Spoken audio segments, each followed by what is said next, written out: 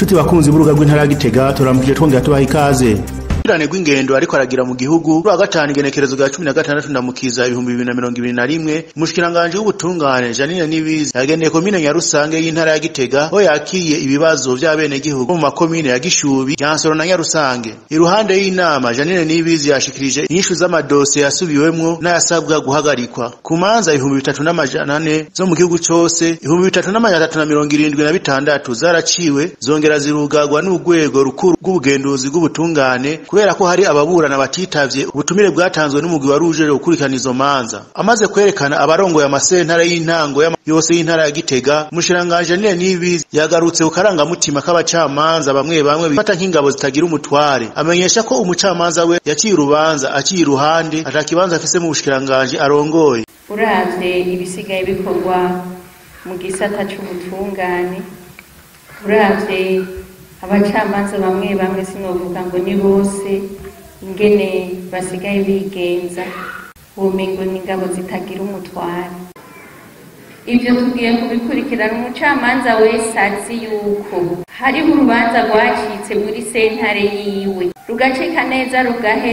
Izo manza mumenye neza yuko zirahari kandi ni nyinshi. Abatwara amasentare makuru mwikontorori muzi neza ko zihari. Abatwara amasentare asubiramwo imanza dukeneye raporo yihuta y'izo manza. Abatwara amasentare nayo inkuru yo mu ntara nabo dukeneye amaraporo yabo mu masentare y'intara. Mutabiduhaye tuzoza kuvyironderera. Ubu nta bintu byo gukingitiriza nta bikihari. Ivyo byaramaze kurengana. Hamwe umucamanza yanyegerereza uwundi ngo turi bamwe ngo turi mu gisata c'ubutungane, ivyo nta bikihari. Yakoze ikosa yijana wenyene, mushaka kujana muzojana. Umuntu wo mu rwego rw'ubutungane yategerezwa gukora guta. Umuntu wo mu rwego rw'ubutungane nawe yategerezwa kuba intungane. Nico gituma nama ndababwira nti reka Imana yonyene igusiga ubwiza, reka ibikorwa wakoze byo nyene abari byo bigusiga ubwiza, kuko ubwiza ntuzokwigera ugusigwa n'abantu. Ibikorwa wakoze byo nyene nivyo bikuranga, nivyo bizokuranga wakoze iki muri kahise kiwawe. Isura yawe abantu bari ko barayibona igaragara iki.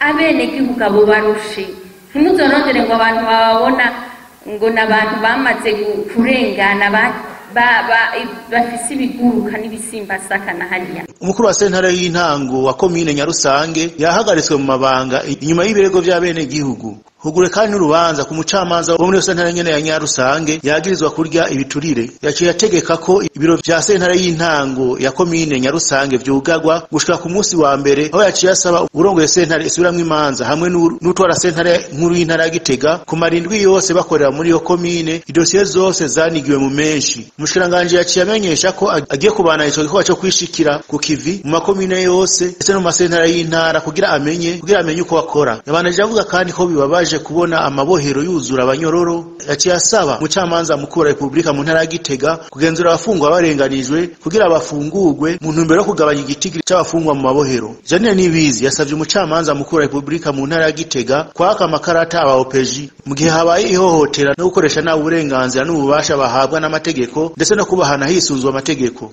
Mwomenya ko aho hose umushiranganje agenda ari kumwe n'umucamanza mukuru wa Republika y'u Burundi, urongoye sentare Nahinyuzwa, urongoye sentare isubiramwo imanza zakiwe na Sentebe hamwe n'izindi ndongozi zo mushiranganje bw'ubutungane. Twibutse ko mushobora gukurikirana amakuru y'urubuga rw'intara Gitega mu guca kuri page Facebook mu kwandika Province Gitega, site web www.provincegitega.gov.b, ku rubuga rwa Twitter @Gitega, ndetse no kuri chaîne YouTube GTG Web TV. Turashimye ko mwadukurikiranye, ntimwagire gukunda iyi nkuru, kuyikundisha abagenzi banyu no kuyibasangiza. Murakoze.